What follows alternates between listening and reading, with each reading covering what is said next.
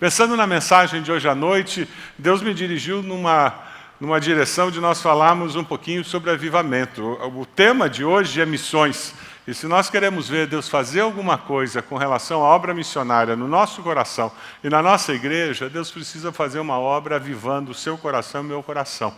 E o que eu queria compartilhar com você é sobre isso. Alguns anos atrás, nós estudamos um livro, Fluir do Avivamento, muito especial, e eu queria recomendar que você lesse esse livro. Vai aparecer aí no PowerPoint, no meio da mensagem, uma foto desse livro. Talvez você tenha lá na sua casa, vale a pena você ressuscitar esse livro. Está aqui, ó, Liberando o Fluir do Avivamento. Quantos tem em casa esse livro? Olha lá, tem alguns que tem. Vale a pena você tirar da estante, ressuscitar esse livro, ler. Ele é muito especial, muito gostoso de ler. São textos bíblicos, basicamente, mas que mexem com você e fazem você fazer como que um autoexame da sua vida. E quando você pensa em buscar a Deus com um propósito de que Deus possa usar a sua vida de uma forma mais efetiva, se você está pensando que Deus pode usar a sua vida para trabalhar com as pessoas ao redor da sua casa, pessoas no seu trabalho, com a sua família, se você quer que Deus use a sua vida para fazer diferença nessa sociedade, você precisa ter um avivamento na sua alma. Você precisa estar mais perto de Deus para perceber o mover de Deus.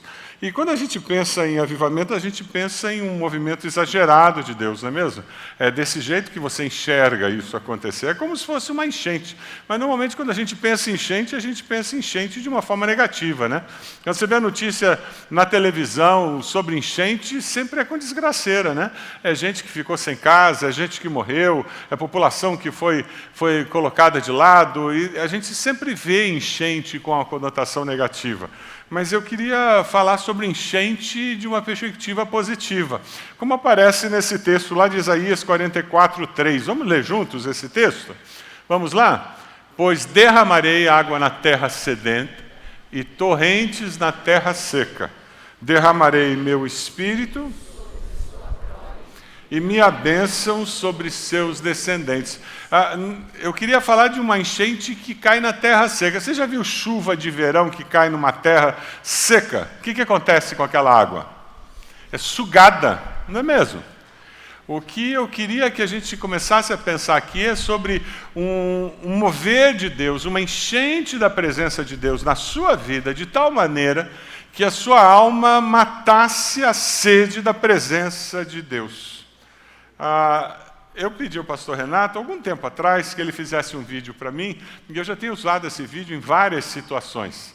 Eu sou apaixonado por Foz do Iguaçu, pelas cataratas do Iguaçu. É uma das coisas mais belas que nós temos no nosso estado. E eu gosto de Foz do Iguaçu porque você tem duas realidades muito diferentes. Quantos já foram nas cataratas em período de seca, em que você quase não vê água caindo?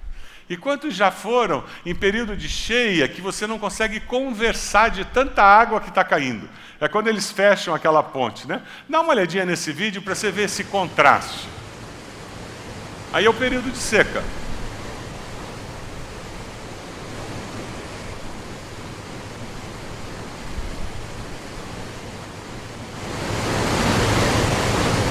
Período de cheia.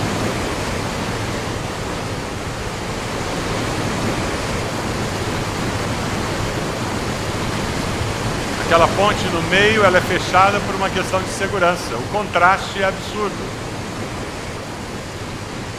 Mas para mim as cataratas são uma parábola da vida.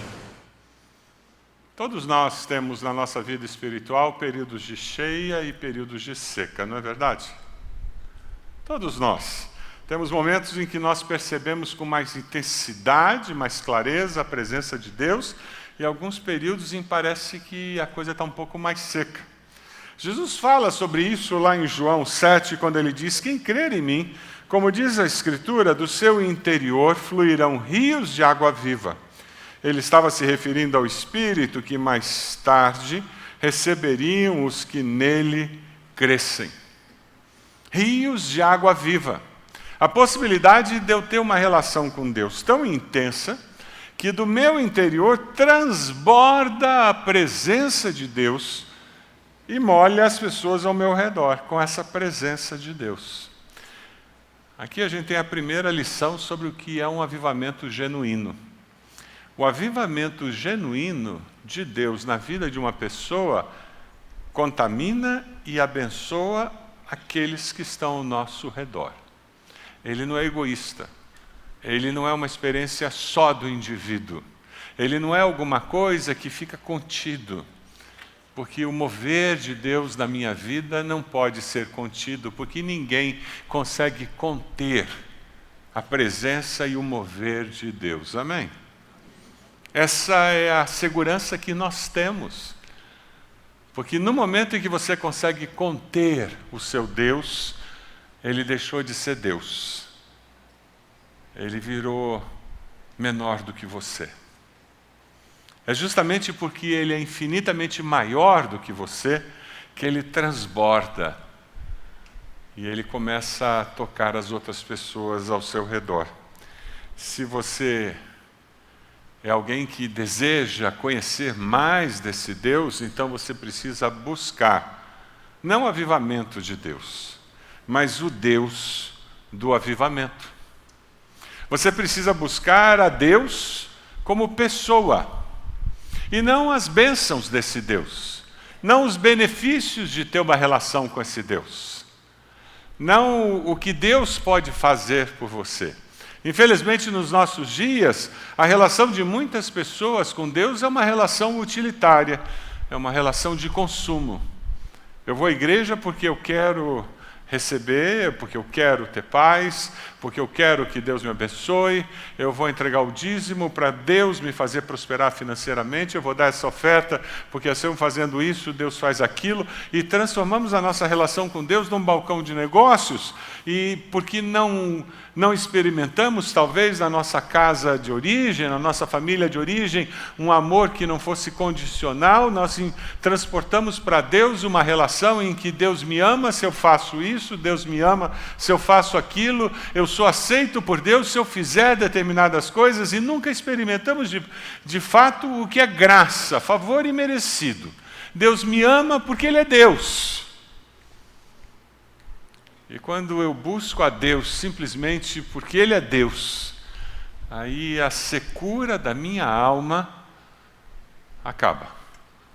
Aí a minha alma bebe dessa água viva e ela é satisfeita. Eu queria compartilhar sobre 2 homens que se encontraram com Jesus.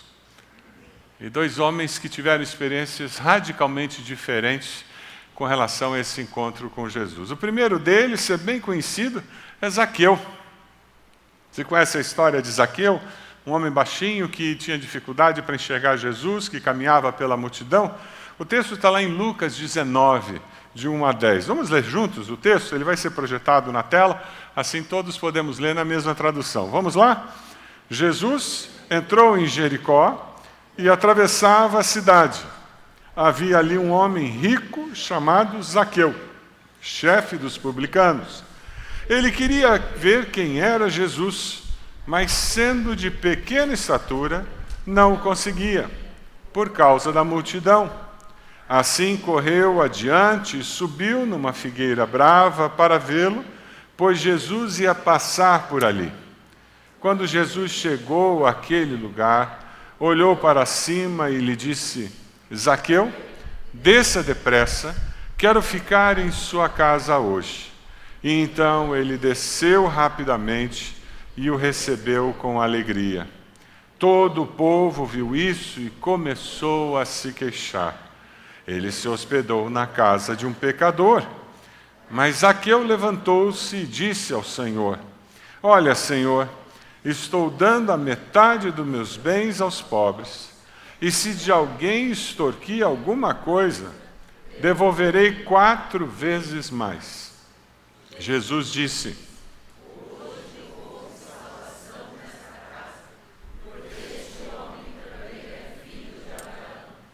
Pois o Filho do Homem veio buscar e salvar o que estava perdido.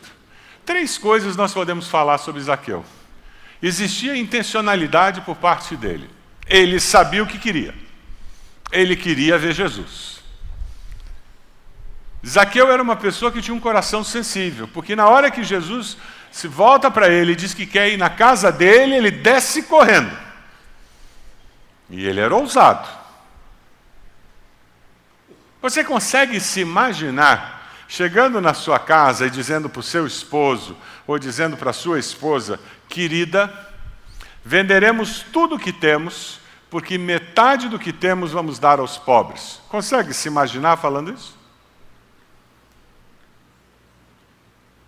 O que você acha que a sua esposa ia dizer para você? Endoidou. Consegue se imaginar dizer isso para o seu esposo? Ele era um homem muito ousado e mais, ele não ficou nisso não. Ele fez mais, ele disse, Senhor, eu era um cara muito corrupto, ele trabalhava na Receita Federal. Ele coletava impostos, gente. Teu colega lá, Osmair. Ele era colega do Osmair na Receita. Mas só que ele era corrupto. A Lava Jato não chegou nele. Mas ele procurou a Lava Jato. E ele disse, todo mundo de quem eu cobrei propina, eu vou devolver a propina e pagar 4 vezes mais do que eu tinha cobrado. Vai dizer que ele não era um cabra corajoso. A lei não exigia que ele pagasse 4 vezes mais.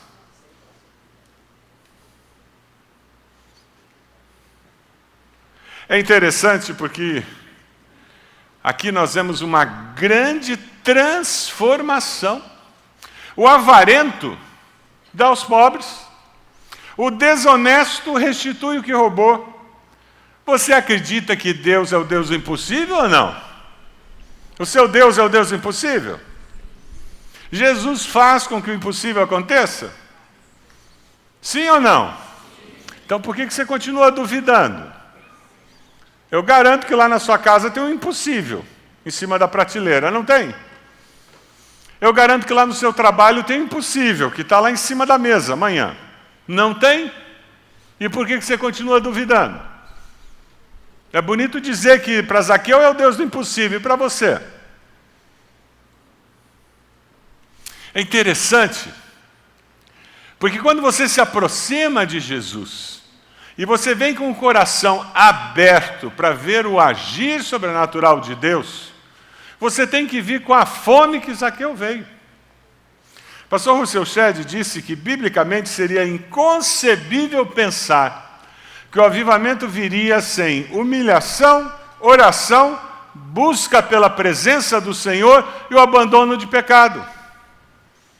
Zaqueu pôde experimentar uma transformação na vida dele porque essas coisas aconteceram na vida dele. A pergunta é se na minha vida, na sua vida, está acontecendo isso. Humilhação, oração e busca da presença do Senhor com abandono de pecado. Aí nós não temos enxurrada da presença do Senhor, dos rios de água viva, da água viva do Senhor sendo derramados na nossa existência. Nós conhecemos esse texto de Crônicas. Alguns de nós até recitam de cor: se o meu povo, que se chama pelo meu nome, se humilhar e orar, buscar a minha face e se afastar dos céus,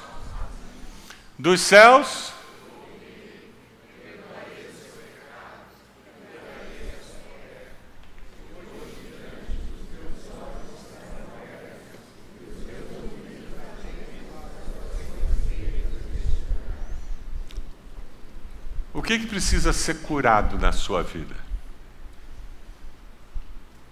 Qual é a terra que precisa de cura na sua existência?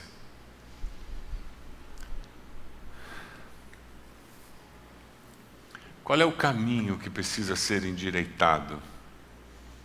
Qual é o pecado que precisa ser perdoado?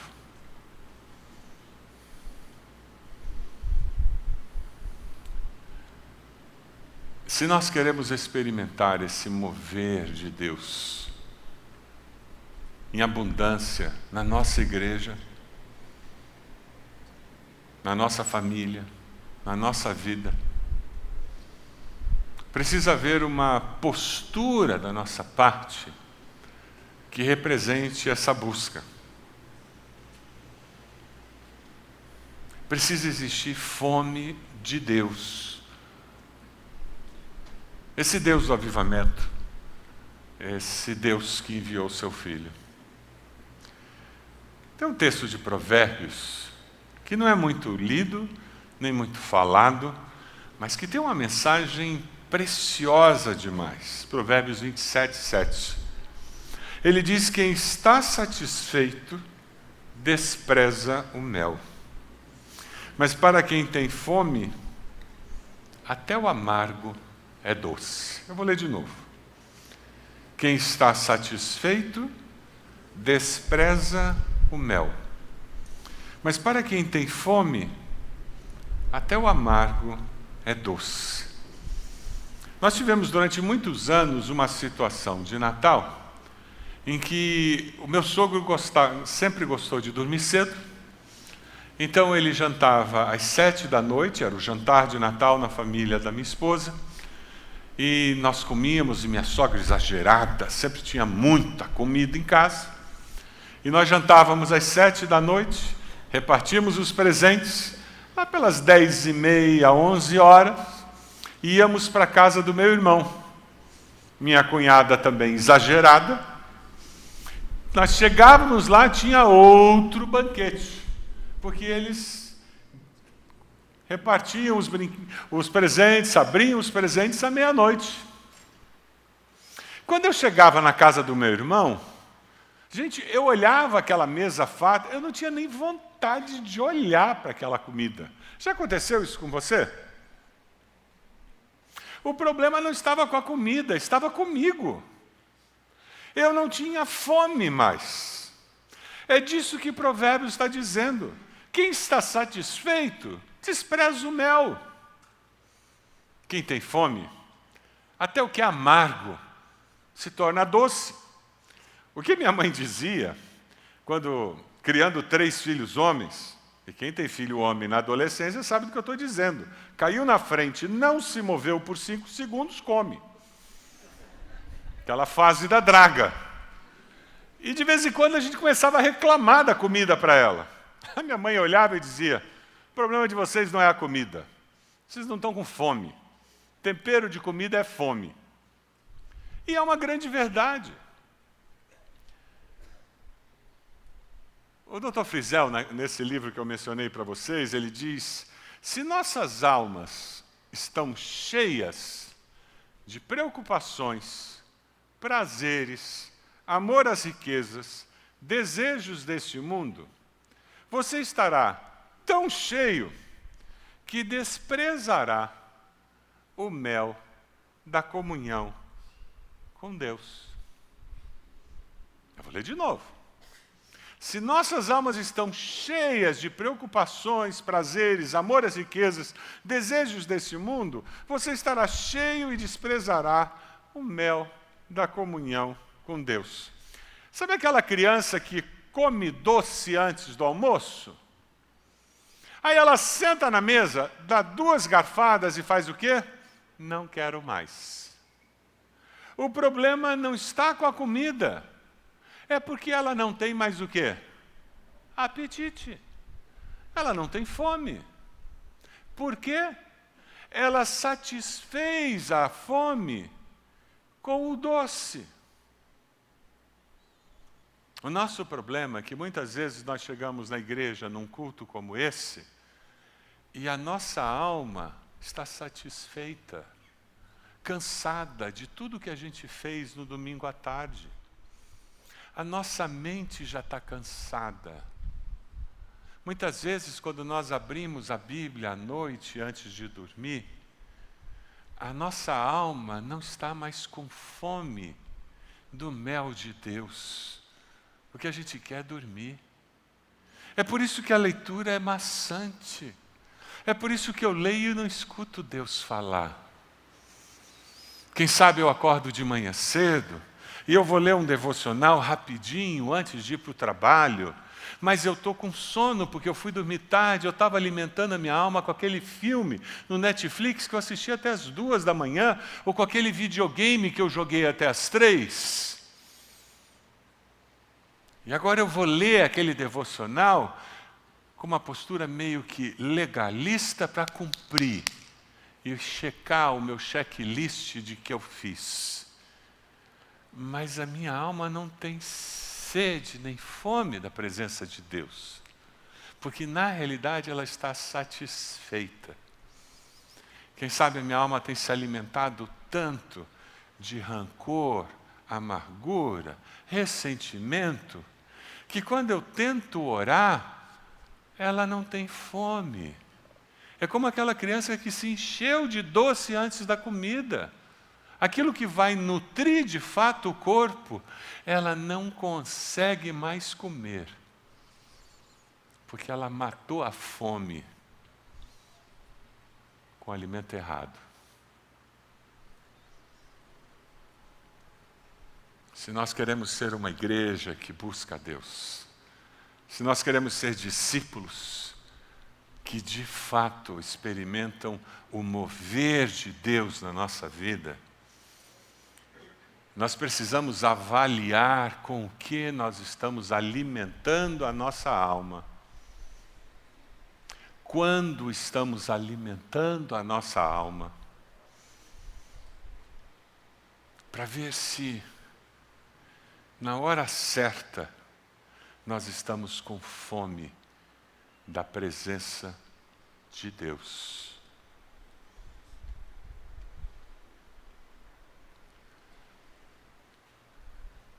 Esse era o problema do segundo homem que encontrou com Jesus. Ele até procurou Jesus, ele até veio para o culto, ele até se tornou membro de uma igreja, ele até cumpriu os ritos religiosos. Ele era um jovem rico, ele era rico como Zaqueu, mas ele não tinha fome de Deus. Dê uma olhadinha nesse vídeo que relata a experiência dele com Jesus.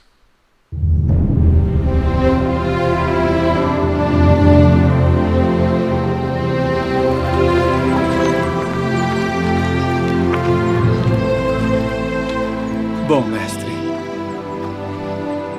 que bem farei para conseguir a vida eterna? Por que me chamas bom? Não há bom senão um só, que é Deus. Se queres, porém, entrar na vida, guarda os mandamentos. Quais? Não matarás. Não cometerás adultério. Não furtarás. Não dirás falso testemunho. Honra teu pai e tua mãe. E amarás o teu próximo como a ti mesmo. Tudo isso tenho guardado desde a minha mocidade. Que me falta ainda? Uma coisa te falta. Se queres ser perfeito, vai, vende tudo o que tens e dá-o aos pobres, e terás um tesouro no céu. E vem e segue-me.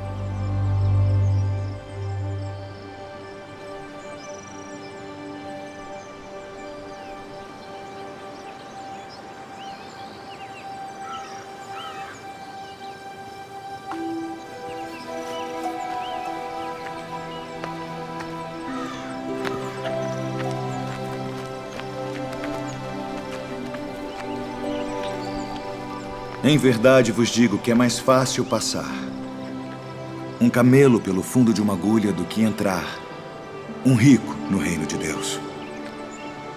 Quem poderá, pois, salvar-se? Aos homens é isso impossível. Mas a Deus tudo é possível. Que situação! Ele encontrou Jesus, ele fez perguntas a Jesus, mas ele não buscava respostas. Ele só fez perguntas a Jesus. Ele não tinha fome de Deus. Eu queria que você perguntasse para a pessoa que está perto de você, para quantas pessoas Jesus disse, vai e vende tudo que você tem e me segue. Vende tudo que você tem, dá aos pobres e me segue. Para quem mais Jesus disse isso? Ele disse para mais alguém?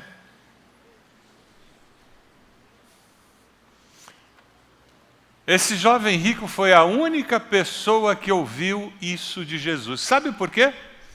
Jesus foi direto no coração dele, cheio de justiça própria, cheio de razões porque eu era fiel a Deus.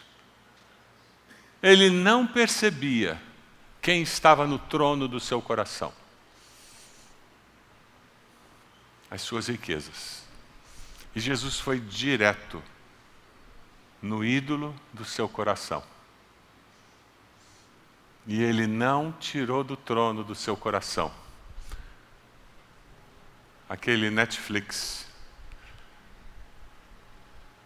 aquele videogame que o segurava até as 4 da manhã, ou quem sabe que virava a madrugada jogando videogame com amigos. Quem sabe o sucesso profissional que está lá no trono do seu coração e que você não mede consequências para atingir. Quem sabe os filhos, amadas crianças, presentes de Deus que Deus te deu, e eles estão no trono do seu coração. E você chega diante de Deus e você não consegue perceber que esses ídolos impedem que você, de fato, siga Jesus. Aquele jovem rico foi embora e a Bíblia diz que ele foi triste. Existia um vazio existencial dentro dele. Consequência da sua religiosidade aparente? Consequência da falta de fome. O mel da presença de Deus ele nunca tinha provado, porque ele não tinha fome da presença de Deus.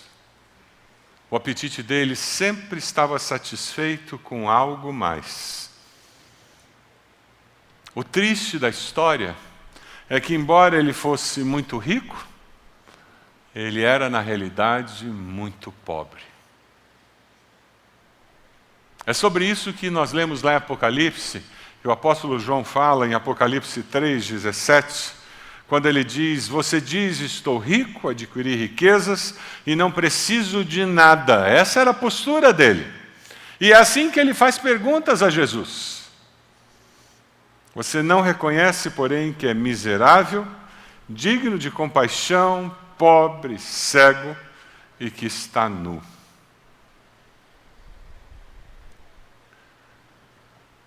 Enquanto nós não enxergamos as nossas carências, as nossas necessidades diante de Deus, a nossa pobreza espiritual, nós não teremos fome da presença de Deus.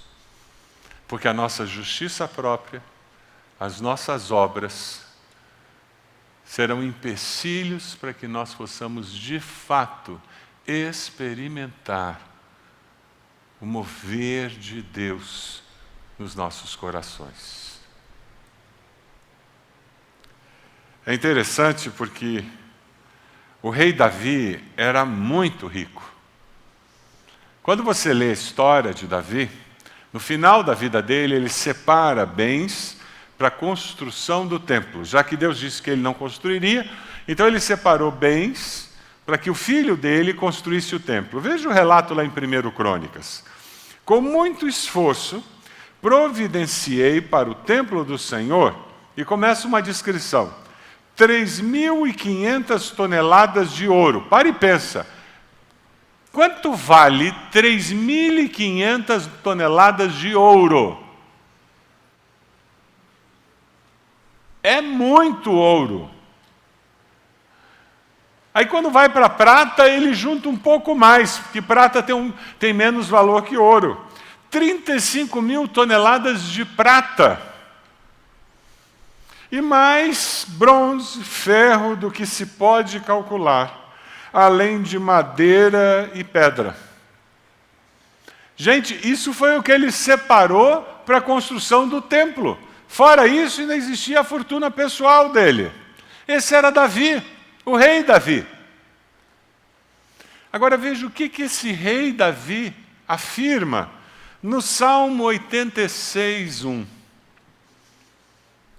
Inclina os teus ouvidos, ó Senhor, e responde-me. Pois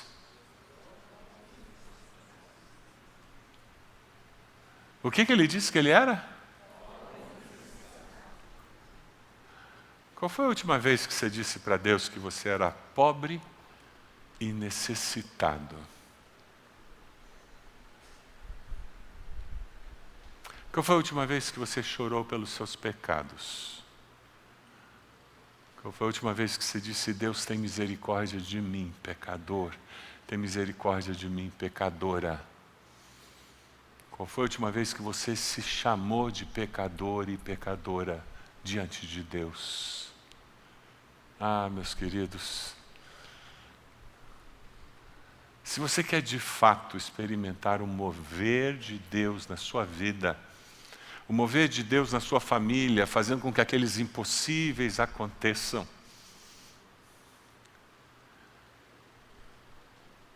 na sua vida precisa começar a ter uma enchente da presença do Senhor, com tamanha força, que retire esses ídolos, retire esses altares, mude as prioridades, mude a fome que você tem. O livro de Tiago nos fala sobre isso de uma forma muito simples, direta e objetiva.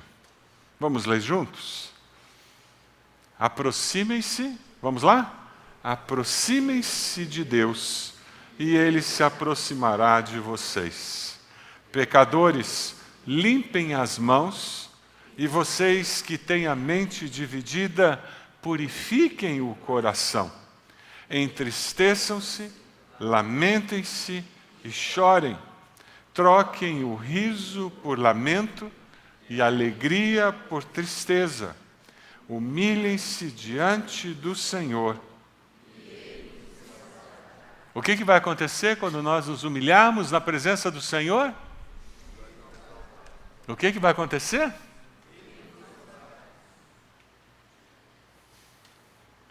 Naamã descobriu que estava com lepra.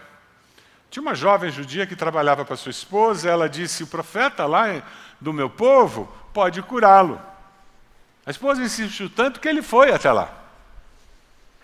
O profeta mandou dizer, vai no rio Jordão, mergulha 7 vezes que a lepra some. Ele disse, eu e naquele rio barrento, imagina, na minha terra tem rio com água limpa. Minha terra tem rio mais limpo que bonito. Não, vou não. Os servos dele tanto insistiram que ele foi, mergulhou 1, 2, 3, 4. Eu imagino que na 5ª vez ele olhou e disse, está vendo, não adianta nada, esse rio aqui é uma porcaria. Mas ele mergulhou a 6ª. E na 7ª vez que ele mergulhou, o milagre aconteceu. Sabe aquele impossível que você está esperando, aquela mudança de Zaqueu? Não vai ser na primeira vez que você dobrar os joelhos, não vai ser na 2ª, não vai ser na 3ª. Deus está mais interessado no teu processo de busca do que no milagre. O milagre Deus faz assim. Mas mudar teu coração não é assim. Mudar teu caráter não é assim. Transformar você para ter uma mente semelhante à mente de Cristo não é assim. É por isso que o milagre não acontece na primeira dobrada de joelho. Não acontece de imediato. Porque nesse processo, você vai sendo transformado à imagem do Senhor. Nesse processo, você vai aprendendo sobre quem é o seu Deus. Naamã passou por aquele processo de mergulhar 7 vezes e viu o milagre acontecer. Mas ele teve que se submeter ao processo. A minha pergunta hoje para você é se você está disposto a se submeter ao processo de Deus para tirar aquilo que rouba a fome do seu coração da presença de Deus. Aquilo que mexe com a sua agenda e faz com que na hora que você deveria estar buscando a Deus, você não busca. Aquilo que consome as suas prioridades e na hora em que você deveria ter fome de Deus, você já se satisfez com outras atividades. E daí eu não tenho nem vontade de buscar a Deus.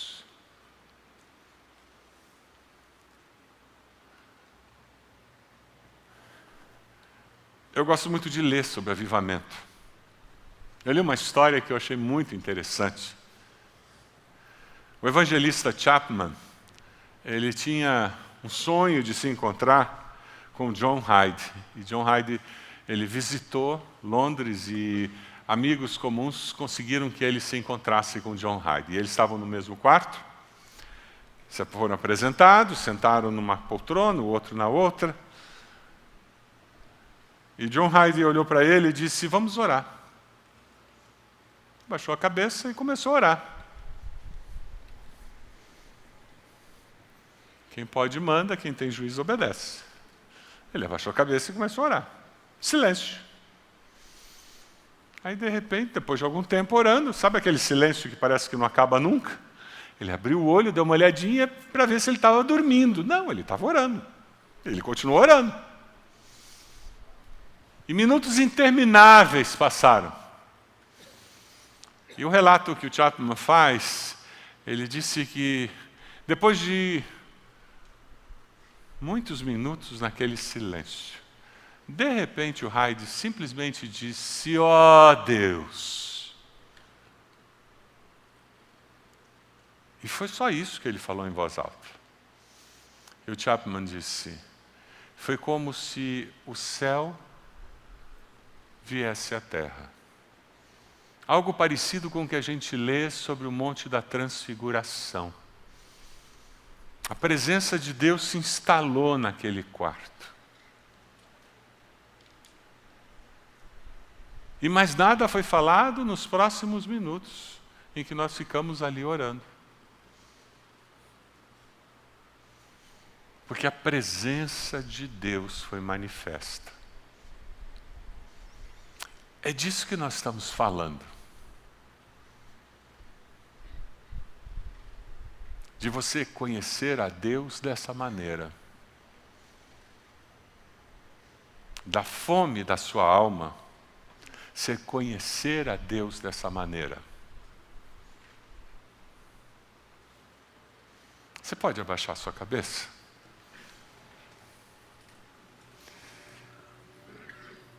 Qual o desejo do seu coração sincero? Você decide buscar a Deus intensamente e pedir um avivamento da parte de Deus na sua vida e dizer, Deus, eu preciso desse avivamento. Então diga isso para Deus. Talvez você já tenha tido um período na sua vida em que você buscava a Deus com mais intensidade. E você está querendo dizer, Deus, eu preciso buscar mais ao Senhor. Talvez você nunca tenha buscado a Deus dessa forma. E você quer dizer, Deus, a partir de hoje, eu vou buscar o Senhor dessa maneira.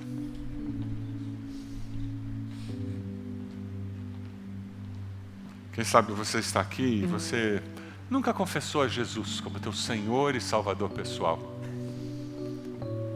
Eu quero convidar você a fazer uma oração muito simples.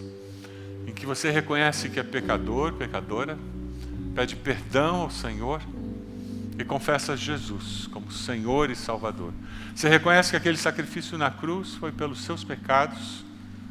A Bíblia diz: se com a tua boca confessares a Jesus como Senhor e no teu coração crer que Deus o ressuscitou dos mortos, você vai ser salvo.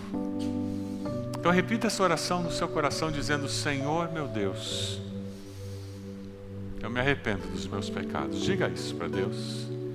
E eu confesso Jesus como meu Senhor e Salvador. Eu entrego minha vida ao Senhor. E eu quero ter fome da presença do Senhor, como Zaqueu teve. Eu quero que o Senhor mude a minha vida, porque eu quero seguir a Jesus. Você fez essa oração entregando sua vida a Jesus? Levante sua mão. Onde você está? E depois abaixe. Onde você está? Levante sua mão. Graças a Deus. Pode abaixar. Graças a Deus. Mais alguém? Levante sua mão. Onde você está? Graças a Deus. Pode abaixar. Mais alguém? Levante sua mão. Onde você está? Mais alguém? Levante sua mão. Graças a Deus. Vamos ficar de pé? Nós vamos começar a cantar. Eu queria convidar você que tomou essa decisão ao lado de Jesus para vir aqui na frente. Nós vamos ter pessoas que vão orar por você nesse momento tão especial da sua vida. Um tempo de entrega, um tempo de consagração. Um tempo em que você diz: eu quero caminhar mais perto desse Deus, eu quero caminhar com Jesus, eu quero entregar minha vida a Ele. Saia do seu lugar, pode sair já do seu lugar e vir até aqui. Nós queremos orar por você nessa decisão tão especial que você tomou. Nós vamos começar a cantar. Chegue aqui, nós queremos abençoar a sua vida nesse momento tão especial. Saia do seu lugar e venha até aqui. Queremos orar por você. Isso, pode vir. Por favor, vem aqui. Em tuas mãos descansarei. Isso, meu pode vir. coração. Vai lá, pode Te vir. entrego. Meu mundo está bem seguro em tuas mãos, e eu sou teu pra sempre.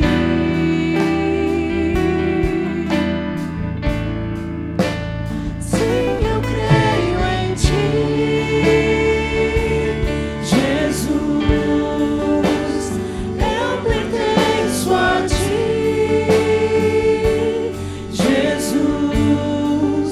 A razão do meu viver, a razão do meu louvor, tudo que sou. Eu queria agora convidar você que está assumindo um compromisso diante de Deus. Eu quero me consagrar ao Senhor. Eu quero buscar mais a Deus. Eu quero caminhar mais perto de Deus.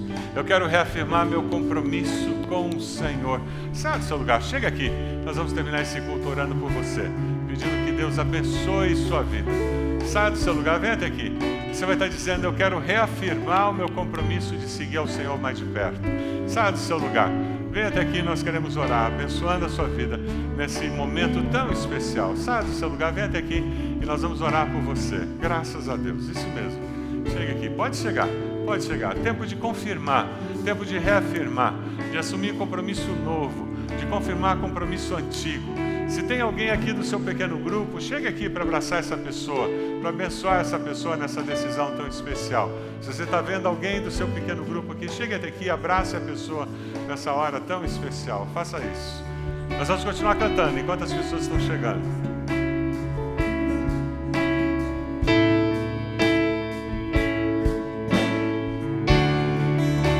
Contigo vou por onde precisar, e se eu sofrer, confiarei. Eu viverei conforme o teu querer e o teu amor pra sempre.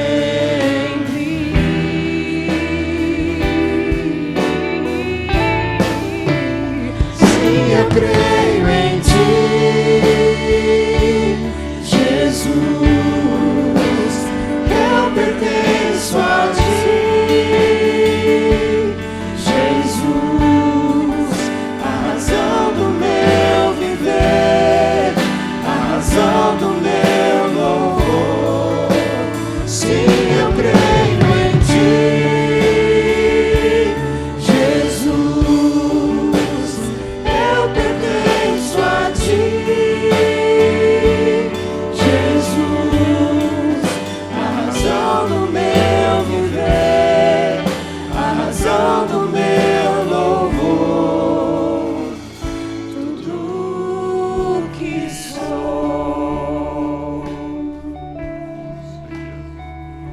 Amém. Mais alguém? Deus está falando ao seu coração? Isso, olha lá. Vamos orar? Deus amado, nós queremos te agradecer.